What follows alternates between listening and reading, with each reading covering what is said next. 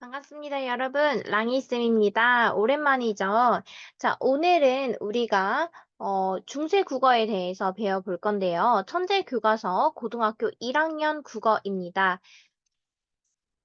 단원은 8단원이에요, 여러분. 교과서 324쪽에 보면 8단원 국어의 어제와 오늘입니다.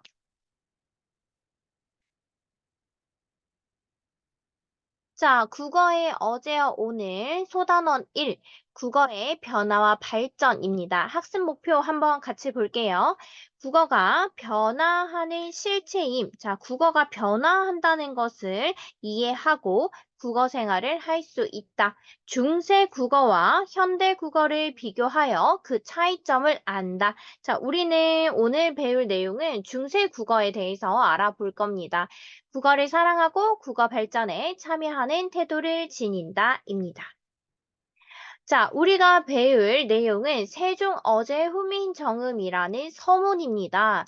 이 글을 통해서 중세국어의 특징을 알아보려고 하는데요. 여러분들의 교과서는 327쪽이 되겠습니다.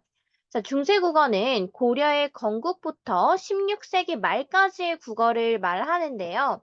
자, 선생님이 먼저 이 화살표에 우리 중세국어까지의 내용을 정리 한번 해볼게요. 여러분들 한번 보면서 이해를 하면 좋을 것 같아요.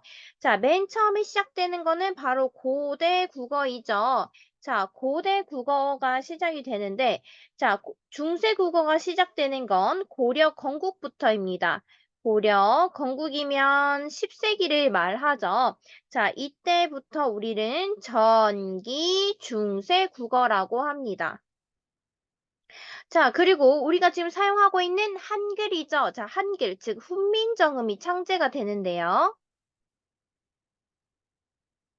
그게 바로 15세기입니다. 자, 그래서 이때부터 우리는 후기 중세 국어라고 합니다. 자, 그리고 임진왜란이 일어나죠. 조선시대에, 조선 후기에 임진왜란이 일어나는데, 이게 바로 16세기 말인데요. 자, 이때부터의 국어를 우리 뭐라 한다? 근대 국어라고 합니다.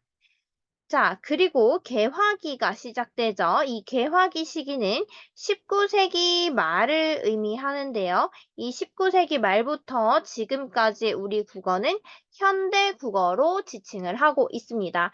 자, 우리가 배울 세종어제 훈민정음은 당연히 세종대왕이 창제했으니까 이 15세기 초기 중세 국어에 해당하는데요.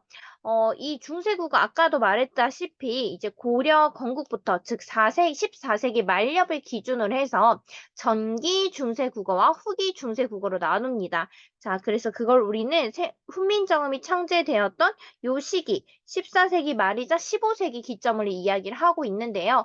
이 중세국어는 표기, 음운, 어휘, 문법 등에서 여러 면에서 현대국어와 다른 모습을 보이고 있습니다. 그래서 여러분들이 알고 있던 국어의 모습이 아니라서 낯설어 할 순 있어요. 하지만 어렵지 않으니까 이러한 내용들도 천천히 공부하시면 충분히 이해를 잘 하실 수 있습니다. 자, 우리가 서문에 들어가기에 앞서서 중세국어의 특징을 먼저 살펴보도록 하겠습니다. 자, 중세국어에서는 성조가 있었는데요. 우리가 아는 외국어 중에 성조가 있는 언어, 어느 나라 언어죠?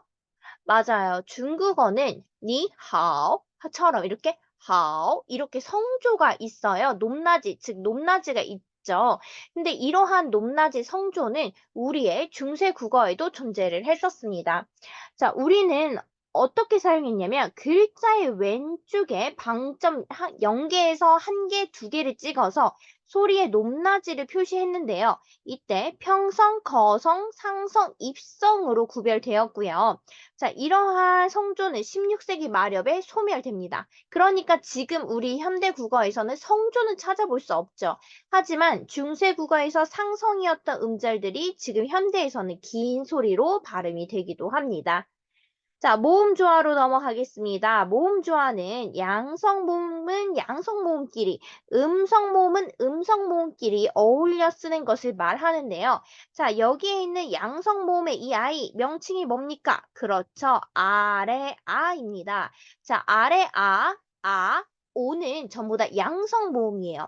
그리고 음성모음은 우, 의예요. 자, 한 단어에, 이게 모음조화는 한 단어 안에 양성모음은 양성모음끼리 반드시 모아서 써야 하고 음성모음은 음성모음끼리 반드시 모아서 써야 합니다. 자, 선생님이 한번 예시를 보여줄게요. 여러분들 어떤 느낌을 받는지 한번 보십시오.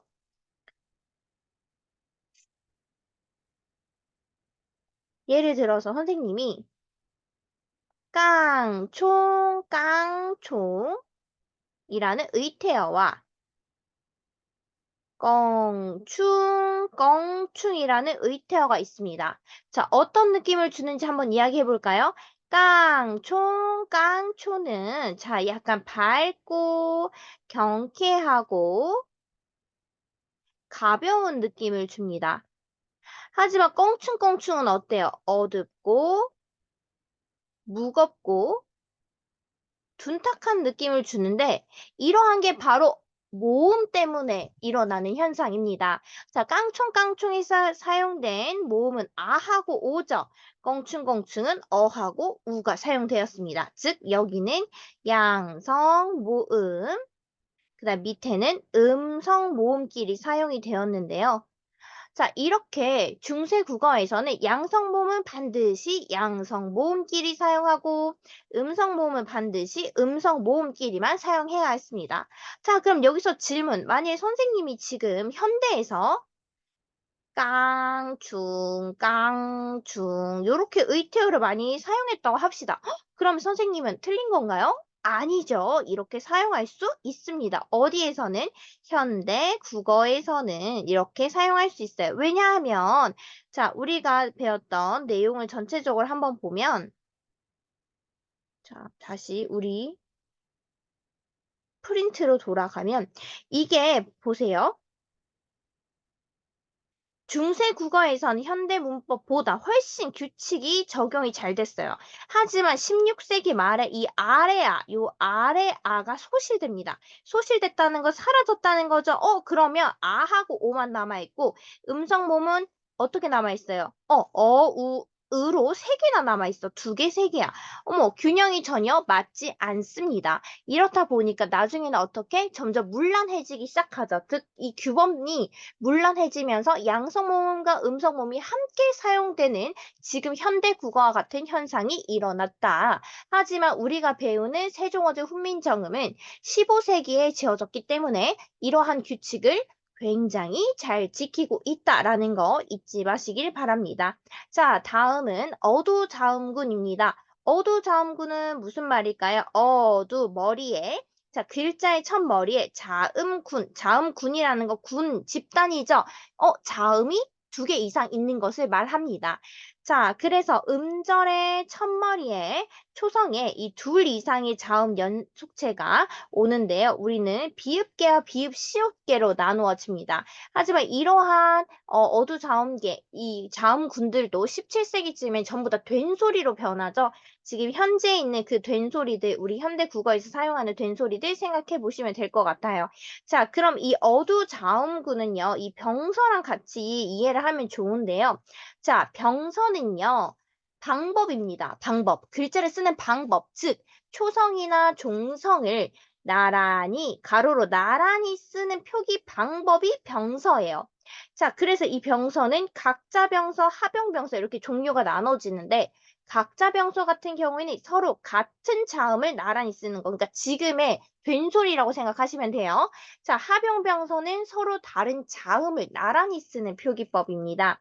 그래서 예를 들면 비읍, 디귿, 비읍, 지읒. 이게 한 가지가 빠졌네요. 우리 친구들 같이 필기해 주세요. 비읍, 디귿하고 비읍, 시읒도 있어요. 비읍, 시읒, 그 다음 비읍, 지읒, 시읒, 기읒, 시읒, 비읍, 그 다음 비읍, 시읒, 기읒, 비읍, 시읒, 디귿 이렇게 있는데 자, 우리가 보지 못했던, 현대 국어에 보지 못했던 자음군들이 보이죠. 이러한 자음군들은 나중에 현대 국어에선 전부 다 된소리로 변하게 됩니다. 자, 이 히읗, 히읗도 히읗 두 번 쓰는 것도 사라지죠? 사라지고 지금 우리가 남아있는 현대 국어에서의 된소리 한번 이야기해 볼까요? 쌍기역, 쌍디귿, 쌍시옷, 쌍지읒, 또 뭐 있죠? 기역, 디귿, 시옷, 지읒, 다섯 개인데? 쌍기역, 쌍디귿, 쌍시옷, 쌍지읒, 뭐가 빠졌지?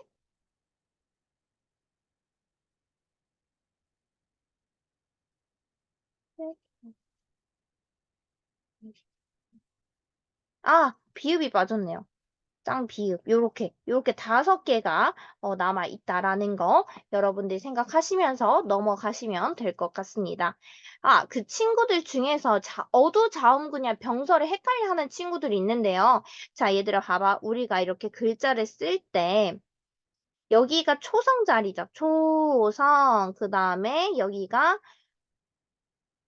중성, 그 다음 여기가 종성이 되는데요.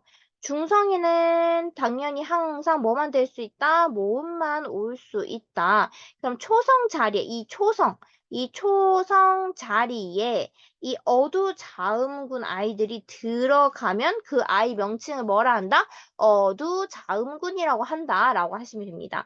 병서는 이 나란히 쓰는 표기 방법이 병서인 거지 어두자음군은 이렇게 나란히 쓴 글자의 첫머리 초성에 들어가면 뭐다? 그렇죠. 그게 어두자음군이에요. 그러니까 여러분들이 어두자음군과 병서를 헷갈려 하시면 안 됩니다. 자, 다음으로 넘어가겠습니다. 다음은 이어적기와 끊어적기인데요. 우리 중세국어에선 이 이어적기로 표기를 많이 했습니다. 현대에서는 끊어적기, 즉 형태를 밝혀서 적는 방법을 사용하고 있죠. 예를 한번 들어보겠습니다. 자, 15세기는 이어적기를 널리 사용했으나 16세기에는 끊어적기가 확대돼서 결국 혼용이 되다가 나중에 현대에 와서는 끊어적기가 계속 사용되고 있죠. 자, 이 이어적기는요.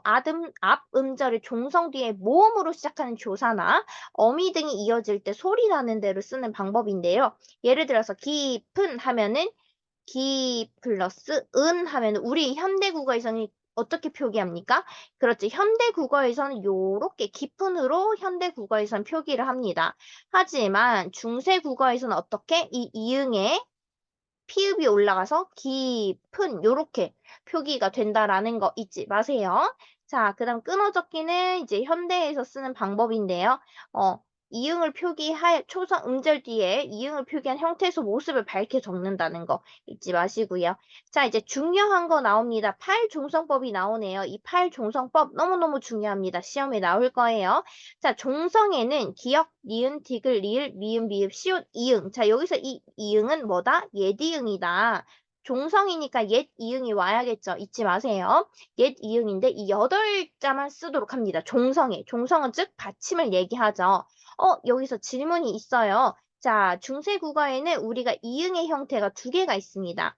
자, 하나는 아무것도 없는 동그라미 이응의 형태와 하나는 이렇게 꼭지가 있는 옛 이응, 즉 꼭지 이응이라고 하는 이 아이가 있는데요. 자, 예를 한번 들어볼게요. 자, 잉어라는 글자가 있는데 이 잉어라는 글자에 선생님이 이 이응을 싹 지웠어요. 자, 요렇게 읽어보자. 잉어 가능한가요? 맞아요. 요 자리에 잉어가 없어도 소리가 잉어가 납니다. 자, 그리고 나서 선생님이 어, 요러, 요렇게 써볼게요. 자, 요렇게 써도 지금 여기 이응 자리에 이응이 비어져 있어 소리가 납니까? 잉어 소리가 납니다. 하지만 만약 여기 종성 있는 이응을 치우면 잉어 소리 나요? 안 나요. 이어 이렇게 소리가 납니다. 즉 여기서 음가가 이렇게 동그랗게 생긴 아이들은 음가가 없는 이응이라고 해요.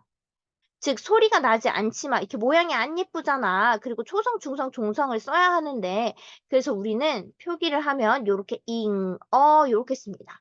즉 음가가 있는 거 얘는 음가가 있을 때 있을 때는 꼭지 이응, 즉 예디응을 사용하고 음가가 없는 자에는 이렇게 빈 이응을 쓴다는 거 잊지 마시고요. 그러면 팔종성법에 있는 이 종성의 이응은 당연히 옛 이응이 되겠죠. 왜냐하면 받침이기 때문에 소리가 나야 하기 때문이죠.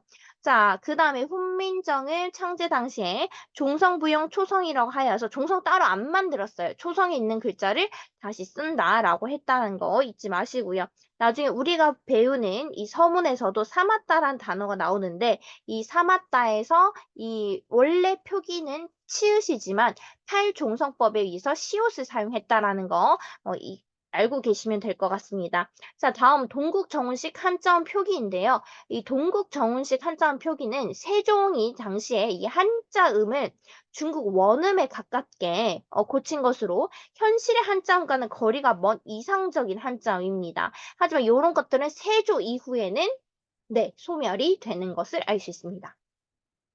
자, 예를 들어서 중국 원음에 가깝게 표기했다라는 말이 뭐냐면, 자, 여기 보면 중국이라는 한자가 있죠. 이게 가운데 중자의 나라 국자입니다. 하지만 여기서 동국 정식 한자 표기, 즉 원음에 가깝게 표기하면 띵기이라고 한 거예요. 왜냐면 중국이란 발음이 중국라는 발음이거든요. 이 중국어인데 중국라는 발음이기 때문에 이걸 듣다 보니까 띵기, 띵기 이렇게 들리는데 해서 원음에 가장 가깝게 발음을 쓴 거예요. 한자 뒤에만. 이건 한자만 이렇게 쓰는 거야.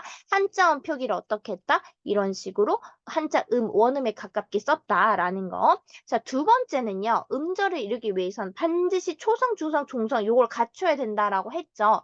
그렇기 때문에 한자 중에서 종성, 받침이 없는 한자들이 있어. 예를 들면 세종, 어제인데 여기는 세종자, 세에도 이응이 있고 어제에도 이응이 있죠. 왜 있을까?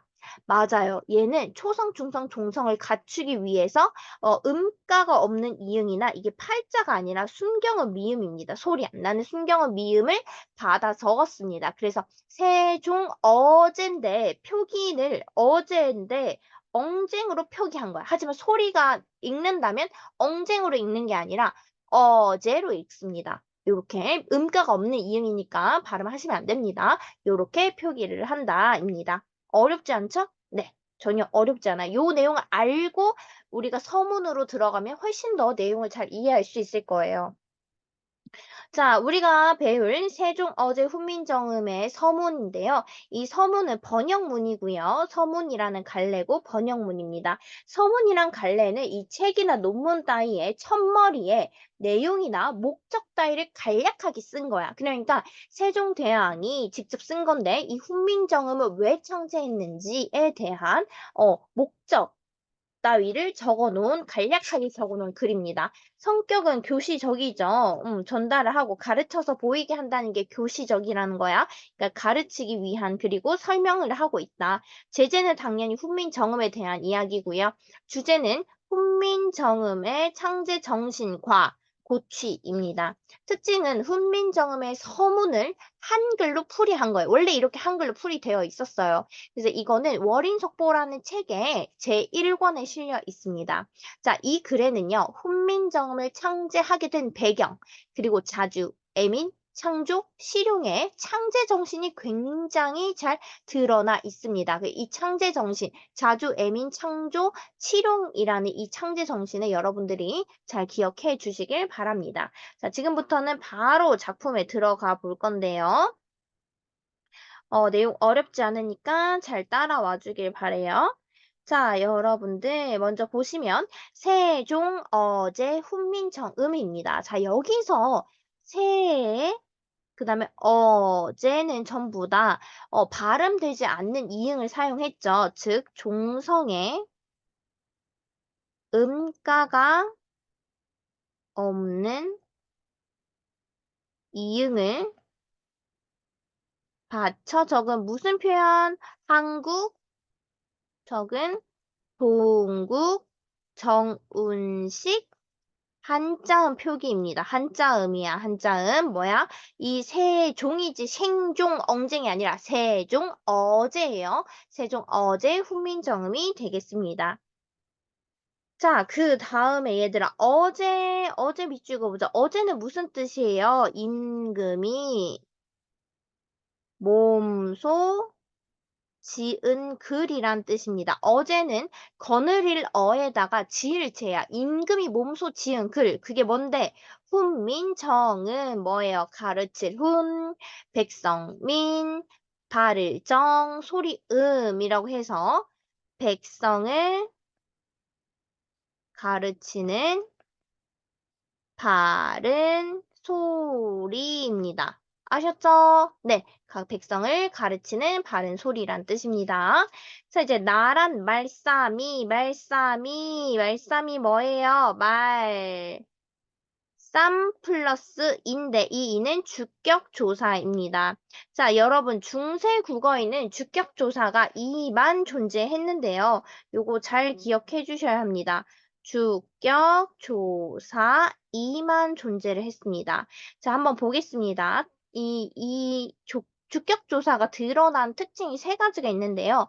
먼저 자음으로 끝났을 때는 이 이라는 형태를 씁니다. 예를 들어서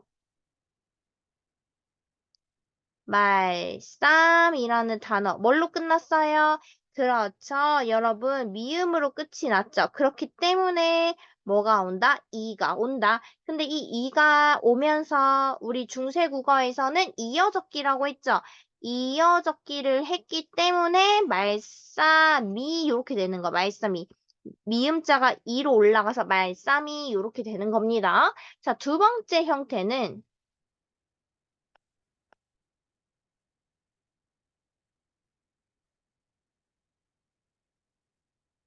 두 번째 형태는 이 모음이 아닌 모음으로 끝이 났을 때는 요렇게 이만 씁니다. 모음 형태 이만 씁니다.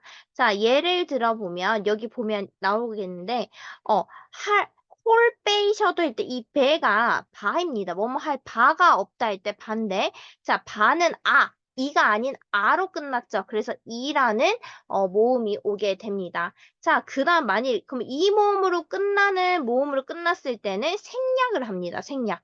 조사 생략. 왜냐면 이가 왔을 때 또 똑같이 이 발음 두 번 하면 힘들죠.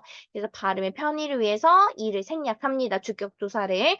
자, 현대 국어에는 주격조사가 이처럼 가가 있었지만 중세 국어에서는 어떻다? 이만 존재한다라는 거 잊지 말아 주시고요. 자, 뒹기게 달아. 뒹기에 할 때 이 애는 비교부사격 조사입니다. 자, 비교부사격 조사는 현대 국어에 뭐예요? 중국과 보이죠? 중국과 비교부사격 조사 확인해 주시고요. 자, 문자와 서로 사마띠 밑줄 그어보자. 사마띠는요, 원래 본 형태가 치읓이거든요. 근데 팔종성법이랬지. 팔종성법 너무너무 중요하다. 뭐였지? 8개의 자음만 종성이 온다 했어요. 그래서 시옷이 들어갔네요. 자, 원래의 기본형은 치읓입니다. 맞다입니다. 맞다인데, 자, 팔종성법에 의해서 시옷을 사용했다라는 거, 이거 기억해 주시고요. 자, 문자와 서로 사마띠 아니 할세. 이런 전차 뜻이 바뀌었죠. 뭐예요? 까닭으로 어린 백성이 어린 백성 어리석은입니다. 어리석은. 자, 이렇게 중요한 건 지금 언어가 바뀌었어요. 단어의 뜻이. 현대에서 어린은 나이가 어린인데 중세국어에서는 어리석은의 뜻을 가지고 있었다. 뜻이 변했다. 우린 이러한 현상을 언어의 역사성이라고 하죠. 이거 잘 기억해 주시고요. 자, 어린 백성 이거 뭐예요? 주격조사입니다. 자, 주격조사. 그다음 니르고저 홀 빼이셔도 니르고저 밑줄 긋고 두음 법칙이 적용되지 않았네요. 두음 법칙이 적용되지 않았다. 자, 현대 국어에서는 예를 들어서 우리가 표기를 할 때 여자 이렇게 표기하나요? 여자라고 표기하나요? 이렇게 표기하지 않고 요렇게 표기하죠. 요렇게 두음에는 니은이 아닌 이응을 사용하는 것처럼 현대 국어에는 두음 법칙을 적용하는데 중세 국어에는 두음 법칙이 아직 적용되지 않았다라는 걸 니르고저라는 이 표기법을 통해서 알 수 있습니다. 자, 그 다음에 홀빼이셔도 홀바이 원래는 바이 이렇게 읽어요. 홀바이셔도 왜 이중 국어, 이중 모음이었거든 중세 국어에는. 근데 우리는 현대에서는 이 이중 국어가 아니라 이중 모음이 아니라 이제 단모음으로 발음하기 때문에 홀빼이셔도 이렇게 하는데 중세 국어에서는 원래 홀바이셔도입니다. 자, 홀바, 뭐뭐 할 바, 가, 이거 주격조사죠. 자, 이때 이 주격조사의 형태는 어떤 형태다? 그렇죠. 이 모음만 사용했다는 거. 자, 마참내, 제 뿌들, 이거 어두잠금. 뿌들 뭐예요? 뜻 플러스 을은 목적격 조사입니다. 목적격 조사. 자, 뿌들. 자, 실어 펴디. 우리 현대에선 발음 어떻게? 펴지라고 하죠. 그러니까 이 앞에 디귿이 오면 지읒으로 발음하는데 아직까지 중세 국어에서는 아하, 국의 음화가 일어나지 않았다라는 것을 알 수 있습니다. 자, 펴디 못하노미 한이라 뜻이 뭐예요? 많다란 뜻이죠. 자, 이것도 뜻이 변했네. 중세 국어에서는 한이라가 많던데 현대에서는 뭐뭐 하다라는 동사로 사용되고 있죠. 자, 내 일을 위하여. 네, 이것도 뭐예요? 나이죠. 나 플러스 이 주격 조사입니다. 내일을 위하여. 이거 아까 똑같다. 파란 색깔 네모 박스 해야겠네. 위하여지 윙하여가 아니야. 이것도 한자음 어떻게 음가가 없는 이응을 사용하고 있다라는 걸 알 수 있습니다. 위하여 어여삐 뜻이 뭘까? 예쁘다? 아, 현대에선 예쁘다죠. 근데 중세 국어에서는 그렇지. 가엾게 불쌍히라는 의미로 사용되었습니다. 내가 어여삐 여겨, 불쌍히 여겨, 새로 28자. 자, 이때 우리 중세 국어에서 몇 글자를 만드셨다고요? 28글자를 만들었습니다. 28글자. 자인데 왜 이응 붙였지? 이것도 동국 정운식 한자음이죠. 자, 자를 맹가노니 뜻이 뭐야? 만드니. 사람마다 하여금 수비 쉽게 여기서 이 수비에 나오는 이게 뭐야? 이름이 뭐야? 얘는 순경은 비읍입니다. 이름이 뭐라고? 순경은 비읍이 사용되었다는 것을 알 수 있습니다. 15세기 중세 국어에서는. 그 다음에 날로 뿜에 이것도 어두잠금 썼네. 뿜의 뜻이 뭐야? 뭐뭐 씀에 사용함에라는 뜻입니다. 즉 플러스 우메 플러스 에가 붙어서 어떻게 됐다? 뿌메가 되었다. 형태가 되었다. 자, 편안케 하고자 할사 따름이니라. 여기도 어두자음근이 등장했습니다. 자, 요렇게 내용을 여러분들 먼저 내용을 정리하셔야 되는데 자, 선생님이 현대 국어랑 이렇게 살짝 같이 끊어서 읽어볼 테니 같이 여러분들 정리해 보세요. 자, 나란 말씀이 튕기게 달아. 우리나라 말이 중국과 달라. 문자와 서로 삼았디 아니할세. 한자와 서로 뜻이 통하지 아니하여서 이런 전차로 어린 백성이 니르고조 홀빼이셔도 자, 이런 까닭으로 어리석은 백성이 말하고자 하는 바가 있어도 마침내 제 뿔을 실어 펴지 못하노미 하니라. 마침내 제 뜻을 능히 펴지 못하는 사람이 많다. 내 일할 위하여 어여삐 여겨 내가 이것을 가엾게 생각하여 새로 28자를 맹가노니 내가 새로 28자를 만드니 사람마다 하여 수빈이겨 날로 뿜에 뼈난기 할 고저 따름이니라. 즉 모든 사람으로 하여금 수빈이겨 사람마다 하여 쉽이니겨 쉽게 익혀서 날마다 뿜에 날마다 쓰는데 뼈난기 편하게 하고자 할 따름이니라 이렇게 됩니다. 그래서 여러분들이 이렇게 내용을 잘 먼저 이해를 해주시면 될 것 같습니다. 자, 다음은요 학습 활동으로 바로 넘어가 보도록 하겠습니다. 이해 다 됐죠? 이렇게 공부해 보시고 혹시 이해가 잘 안 되는 친구들은 어떻게 한다? 선생님에게 들고 와서 질문해 주시면 될 것 같습니다. 자, 내용 학습으로 가보도록 할게요. 자, 내용 학습 1번.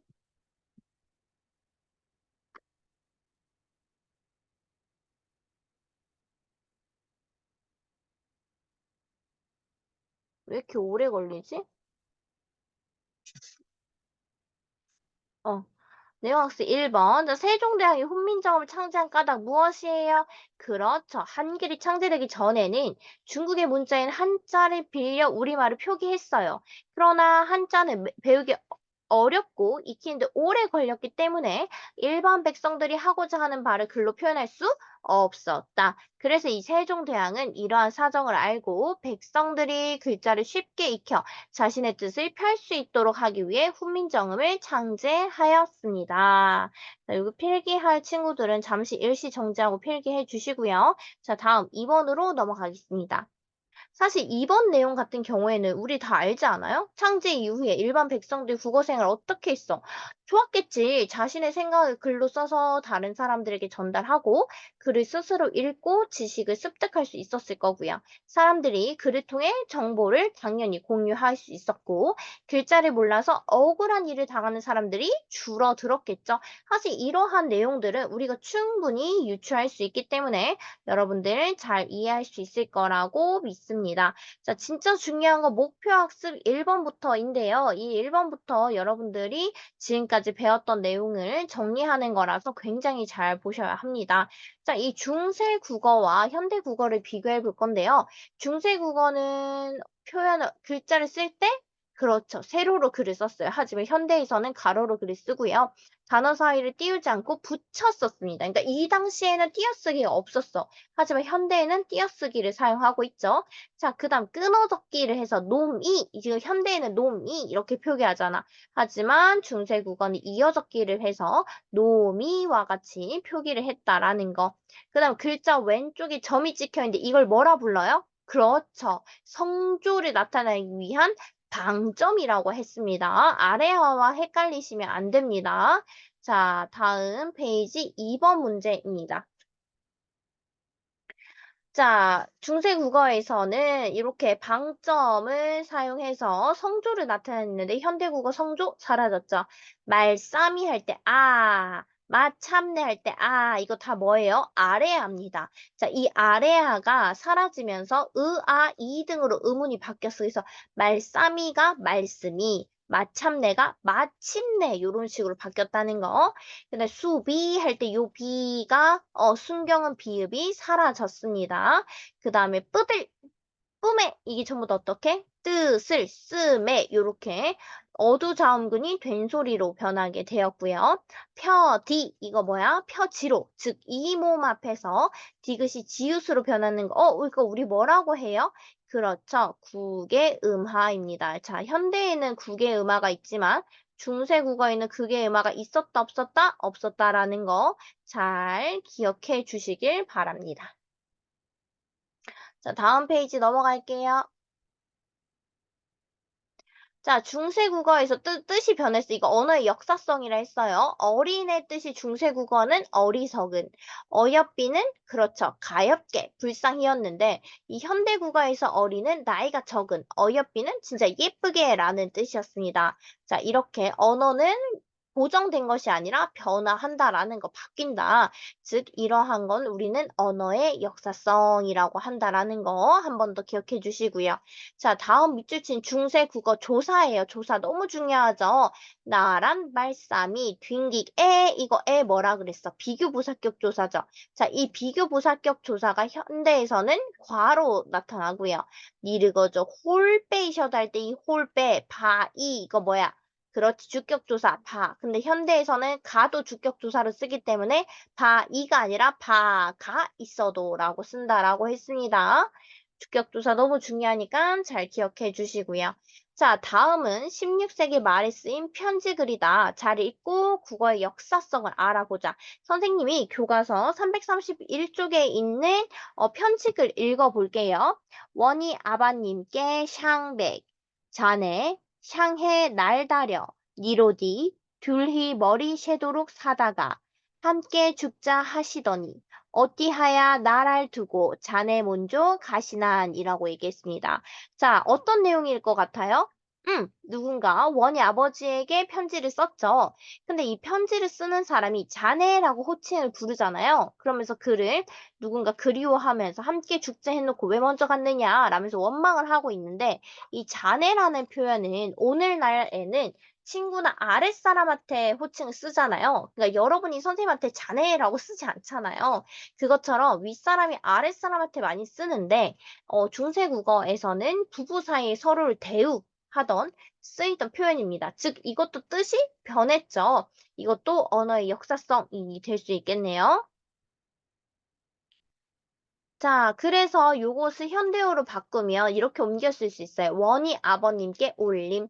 당신 항상 나에게 이르되 둘이 머리가 새도록 살다가 함께 죽자 하시더니 어찌하여 나를 두고 당신 먼저 가셨나요? 이렇게 현대어로 바꿀 수 있습니다. 그러니까 여러분들이 중세국어와 현대어를 비교하면서 단어 뜻을 확인하면 좋을 것 같네요.